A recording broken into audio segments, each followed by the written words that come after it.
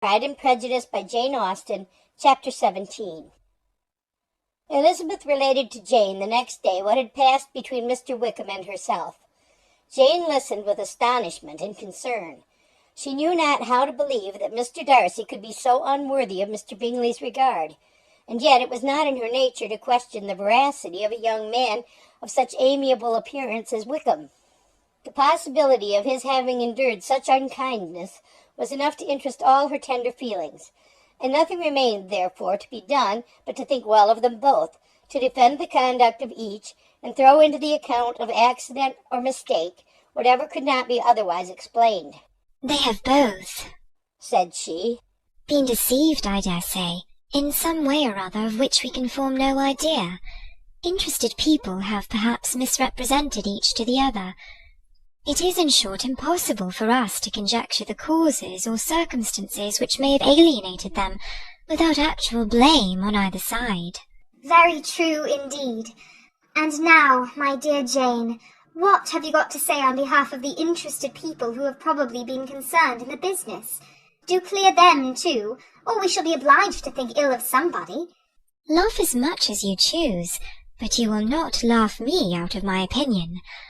My dearest Lizzie, do but consider in what a disgraceful light it places Mr. Darcy to be treating his father's favourite in such a manner, one whom his father had promised to provide for. It is impossible. No man of common humanity, no man who had any value for his character could be capable of it. Can his most intimate friends be so excessively deceived in him? Oh, no." "I can much more easily believe Mr. Bingley's being imposed on than that Mr. Wickham should invent such a history of himself as he gave me last night. Names, facts, everything mentioned without ceremony. If it be not so, let Mr. Darcy contradict it. Besides, there was truth in his looks." "It is difficult indeed. It is distressing. One does not know what to think." "I beg your pardon. One knows exactly what to think." But Jane could think with certainty on only one point, that Mr. Bingley, if he had been imposed on, would have much to suffer when the affair became public. The two young ladies were summoned from the shrubbery, where this conversation passed, by the arrival of the very persons of whom they had been speaking. Mr. Bingley and his sisters came to give their personal invitation for the long-expected ball at Netherfield, which was fixed for the following Tuesday. The two ladies were delighted to see their dear friend again, called it an age since they had met, and repeatedly asked what she had been doing with herself since their separation. To the rest of the family they paid little attention, avoiding Mrs. Bennet as much as possible, saying not much to Elizabeth, and nothing at all to the others. They were soon gone again, rising from their seats with an activity which took their brother by surprise, and hurrying off as if eager to escape from Mrs. Bennet's civilities. The prospect of the Netherfield ball was extremely agreeable to every female of the family.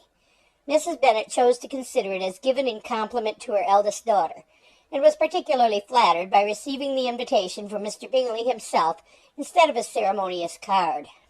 Jane pictured to herself a happy evening in the society of her two friends and the attentions of her brother, and Elizabeth thought with pleasure of dancing a great deal with Mr. Wickham, and of seeing a confirmation of everything in Mr. Darcy's look and behaviour. The happiness anticipated by Catherine and Lydia depended less on any single event or any particular person, for though they each, like Elizabeth, meant to dance half the evening with Mr. Wickham, he was by no means the only partner who could satisfy them, and a ball was, at any rate, a ball, and even Mary could assure her family that she had no disinclination for it. "While I can have my mornings to myself," said she, "it is enough. I think it is no sacrifice to join occasionally in evening engagements. Society has claims on us all, and I profess myself one of those who consider intervals of recreation and amusement as desirable for everybody." Elizabeth's spirits were so high on this occasion that though she did not often speak unnecessarily to Mr. Collins, she could not help asking him whether he intended to accept Mr. Bingley's invitation, and if he did, whether he would think it proper to join in the evening's amusement. And she was rather surprised to find that he entertained no scruple whatever on that head, and was very far from dreading a rebuke, either from the Archbishop or Lady Catherine de Bourgh, by venturing to dance. "I am by no means of the opinion, I assure you," said he, "that a ball of this kind, given by a young man of character to respectable people, can have any evil tendency, and I am so far from objecting to dancing myself, that I shall hope to be honoured with the hands of all my fair cousins in the course of the evening. And I take this opportunity of soliciting yours, Miss Elizabeth, for the 2 first dances especially, a preference which I trust my cousin Jane will attribute to the right cause, and not to any disrespect for her."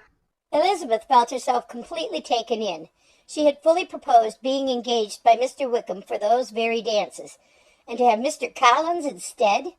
Her liveliness had never been worse timed. There was no help for it, however.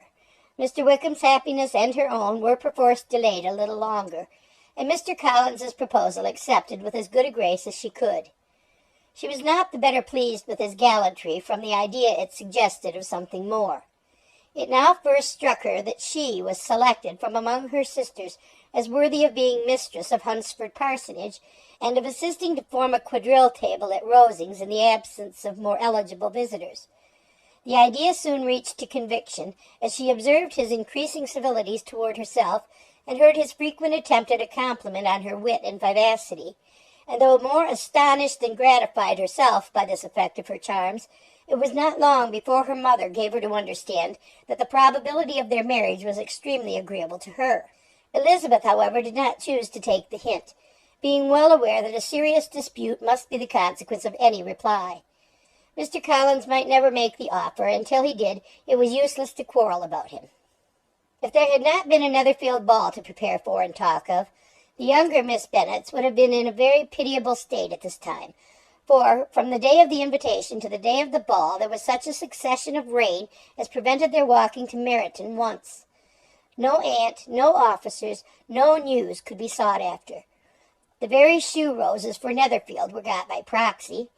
Even Elizabeth might have found some trial of her patience in weather which totally suspended the improvement of her acquaintance with Mr. Wickham, and nothing less than a dance on Tuesday could have made such a Friday, Saturday, Sunday, and Monday endurable to Kitty and Lydia. End of chapter 17.